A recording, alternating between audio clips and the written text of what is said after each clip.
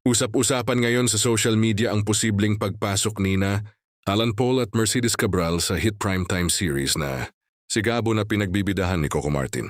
Nagsimula ang mga espekulasyon matapos silang mamataang magkasama-kasama. Ang aktres na si Catherine Luna na umano'y nasa isang taping location. Dahil sa kumakalat na mga larawan at posts online, maraming netizens ang naghinalang may kinalaman ang naturang pagtitipon sa taping ng Sigabo.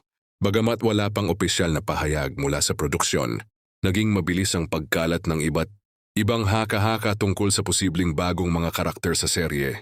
Ayon sa ilang netizens, posible umanong maging bahagi ng susunod na kabanata ng Sigabo sina Alan Paul at Mercedes Cabral. Marami ang naniniwalang malaki ang maiaambag ng dalawa sa kwento dahil kapwa sila kilala sa kanilang husay sa pag-arte at sa pagbibigay buhay. Sa mga matitinding karakter, matatandaan na hindi na bago kina Alan Paul at Mercedes Cabral ang makatrabaho si Coco Martin. Naging bahagi rin sila ng Batang Quiapo, kung saan kapwa sila nag-iwan ng marka sa kanilang mga naging papel.